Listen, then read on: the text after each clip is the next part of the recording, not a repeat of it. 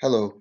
So I've just paused the film I'm watching, 2001: A Space Odyssey, which, if you've seen it, is quite a complex film. So I won't pause it too long because I've seen it a few times. I still trying to get my head around it. Just looking for where it is. Just looking for my control there. Okay, this is going to be a sort of follow-up video in a sense to the video I made, All Lives Matter, because that garnered a bit of response. It's had 58 views so far, but I've just read a comment by Night Forest. Now, I won't read that all out. It was quite a lengthy response, and I've given him or her a lengthy response to what they said. Their contention was that I'm focusing too much on the semantics, and that a lot of people who use the term "all lives matter" are far right. Although they were careful to say that they weren't accusing me of that, so I appreciate that. Um, in a way, you can see my response on that video. I gave quite a long response because I figured it was necessary to kind of confront some of the points they were making. I have to say they were civil. So, if someone's civil to me, even if I profoundly disagree with them, I will be civil back. That's generally the approach I take. Um, Earlier, if you joined in my live feed, so 28th of November, if you joined in my live feed earlier, you'll know that one user by going by the name of BLM UK. They didn't give their personal name. They were worried about me doxing them. If they happen to be watching this, and I can assure them that that's not something I'm interested in. I don't have the time to do that sort of thing. However, it was an interesting discussion, and I don't need to reiterate all of that because my subscribers who kind of logged into that live stream will know the content of it, and people can look back at it. But anyway, those responses got me thinking a bit about some other aspects of this. I mean, I'm going to be honest, I haven't changed my position. I still believe the things that I've said, but maybe it's just reiterated, or rather, made me reflect on some other angles of this. Um, the purpose of this sort of video is not necessarily to change people's opinion. I'm not so pompous as to think that I have the power to do that. But maybe just by some of the things I say, maybe get people to reflect on things. Um, this is something I have given a lot of thought to this year, a lot of thought. Um, but it's interesting. Guardian, which obviously is a left-wing newspaper, has just published a report saying that 55% of the British public, so that's just over half, it's not a massive percentage, but it is over half, believe that Black Lives Matter have actually helped damage race relations. Not improve race relations, not build bridges, not change anything for the positive, damage race relations. But Black Lives Matter, their response is this proves that they're right about underlying tensions. So my response would be, well, if this is the public response, okay, and by the way, that isn't just white people. I've come across many black people who are growing increasingly fed up with this movement. But my response, my question rather for BLM would be, what do you think you're achieving? Really, what do you think you're achieving? I mean, some of the core demands are extreme and unworkable, like defunding the police or even disbanding the police. That just isn't workable, and everyone will suffer as a result, including black victims of crime. Um, Leaving aside that sort of, you know, ridiculous notion of what can be done, some of those more extreme positions, even if we take the basic argument that this is a civil rights movement that was set up to combat police brutality. Now, on the surface, that sounds very legitimate. I remember when Black Lives Matter formed around 2013. It was in the wake of the Trayvon Martin killing. That's when it formed.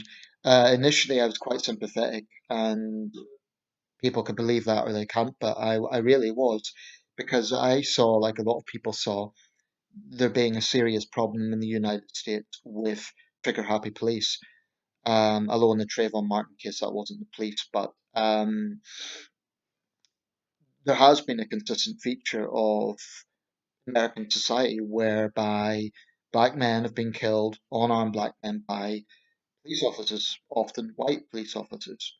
They're sometimes Hispanic. And there's been examples too of black officers killing black suspects or white people. Um, but anyway, if you look at that narrative, then it makes sense. And it would, it's just a natural follow up to that situation that some sort of movement would have emerged. I believe very strongly that movements are responsible for their own reputation. And I find that people, it's a bit like being in a political party. If you are a member of a political party, you kind of feel a loyalty to defend its reputation, to defend its toe the party line, so to speak.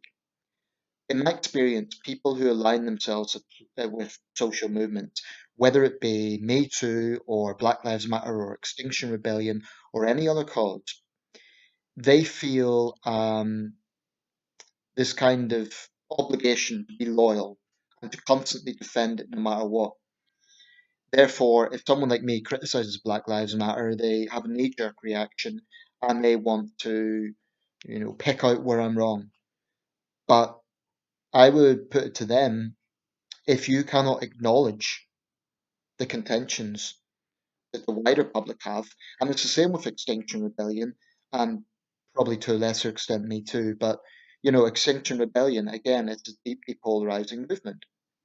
Now, if you ask the average person, are they against racism?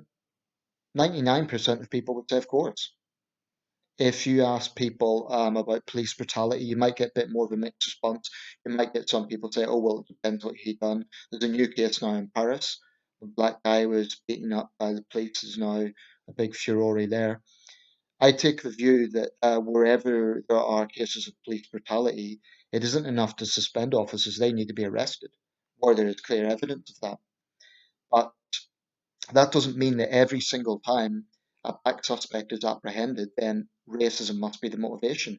And this is one of the most dangerous claims of Black Lives Matter, that there is institutional racism. Therefore, every time a white officer apprehends a black guy, the motivation is racism.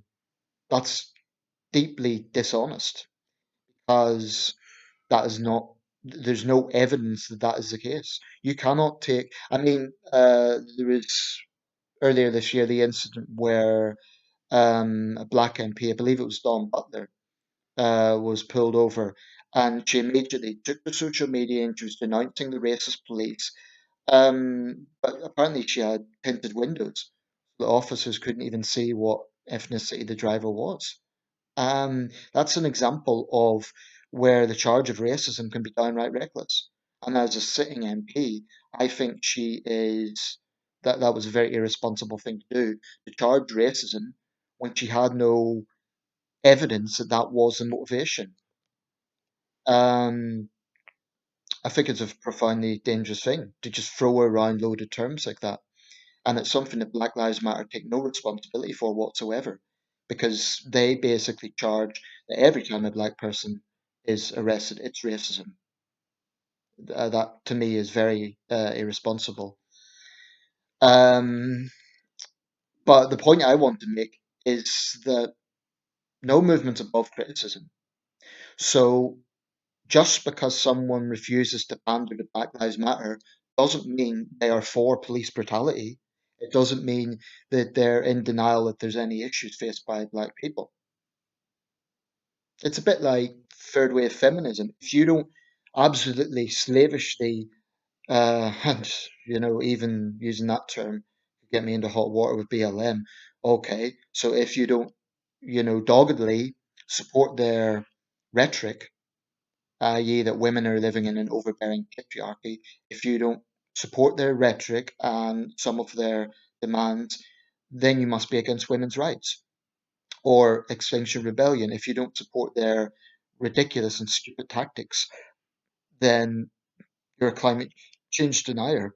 I am sick and tired, quite frankly, of social movements being given a free ride by the media. Because for the most part, Media institutions are reluctant to heavily criticize these movements. Okay, Extinction Rebellion's had a bit more heat recently, but Black Lives Matter, there's still large pockets of the media will not hold them to account. They won't put them on the spot and say, do you believe this? Do you believe that? How do you justify? I made the point earlier, Yusra Kigali. Now, Yusra Kigali is a racist co-founder of Black Lives Matter Toronto. I call her racist because her statements are racist. She called white people subhuman. That's a racist statement.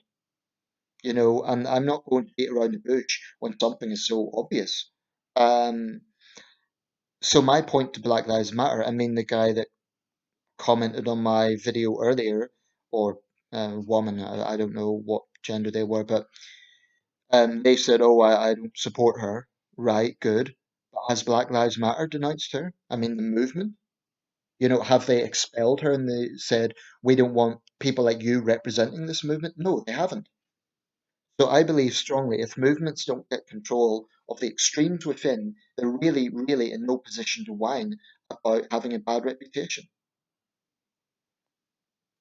What Black Lives Matter need to understand is the public isn't going to listen to their concerns and contentions and demands if they're not willing to introspect on their own failings as a movement. Their failure, for example, to deliver a positive message and say, look, we are a civil rights movement, we're campaigning against police brutality, we're not against white people, and we're against all forms of racism. They failed to do that. They've come across as a black identitarian movement that's hell bent on division. And I think that, like I say, the media, talking in a general term there, but too much of the media has failed to really hold them to account. And as such, we have a situation where, I mean, I remember when Keir Starmer took the knee, that was a ridiculously stupid thing to do. He should have known better because it was obviously posturing. If BLM get more extreme, they're now talking about, or at least one part of them, well, one segment of Black Lives Matter is talking about forming a political party. Keir Starmer might find they're standing against Labour. And, there he was taking the knee. So I think politicians, you know, he should look at Dominic Raab. Don't pander to movements. And yeah, Raab got criticism for that, but many people said he was absolutely right not to pander. Um, if you're a Black Lives Matter activist, I would say I'm not blind or deaf to some of the purported concerns, right? When I saw the pictures of George Floyd, I was disgusted. I was angry. And I could totally appreciate if you're black and seeing that, it must be, very hurtful or very concerning. But that doesn't mean that you get a right to demand others pander to your movement and your ideas. You're not going to convince anyone by shaming them. You're not going to convince people by just ignoring criticism or having a knee-jerk reaction and denying what is empirically obvious, i.e., that there is racism within Black Lives Matter. So I made the feminist analogy. How often do we hear feminists say, oh, it's just a movement for equality? Well, the ideology is, but so much of feminist rhetoric is based on double standards. Um, so I really have a problem with the dishonesty of a lot of these movements and the arrogance. The demands that everyone else just conform to their way of thinking. No, it shouldn't work that way. In a democracy, social movements should have their voice heard, have a right to peacefully protest. But if they're going to come out with polarizing and divisive statements and behavior, then they have to accept that there is going to be a retort to that. And they might not agree with it, but they can't be surprised and they can't be kind of demanding that everyone just accept their narrative. It's actually, I don't want to say a flaw with democracy because I'm pro democracy. It's always superior to totalitarianism, but I guess it's something that happens in democracies is that you do have a situation where sometimes the loudest voice is perceived as the most viable. So if you have a loud voice like Black Lives Matter or Extinction Rebellion or any other given movement, then there's this perception, well, they must be right. What they're saying is right because they're loud. Not necessarily. I would argue there is a quiet majority on a lot of issues. That is people who just want to get on with their life, just want to live and let live, see people as individuals, and aren't interested in divisive political extremes or identitarianism. Most of the critics of Black Lives Matter are not white nationalists. That is one of the biggest misconceptions. And like Forrest, you were suggesting that people that use the term all lives matter are mostly far right. Well, I don't see any evidence of that. I would make the point that yes, they have probably utilized it, but so what? Why should they have ownership of it? Just because the far right use it doesn't mean that they own it. You say there's nothing wrong with the term all lives matter, yet you were obviously quite rattled by the fact I was using it. Um,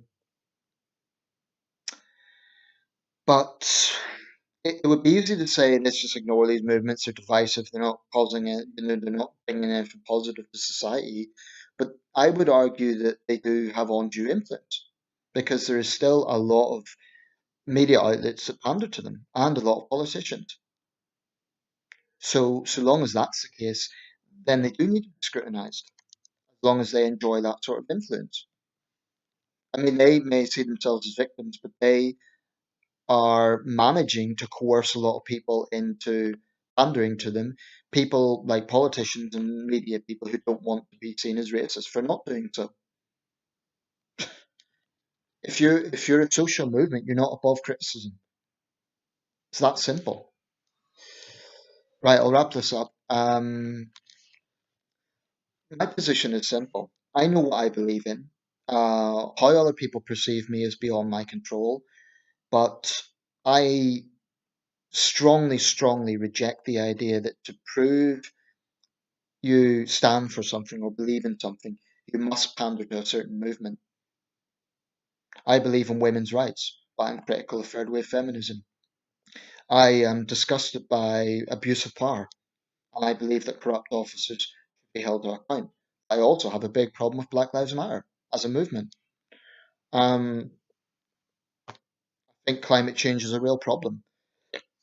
Excuse me, but I have a big problem with Extinction Rebellion and their idiotic tactics.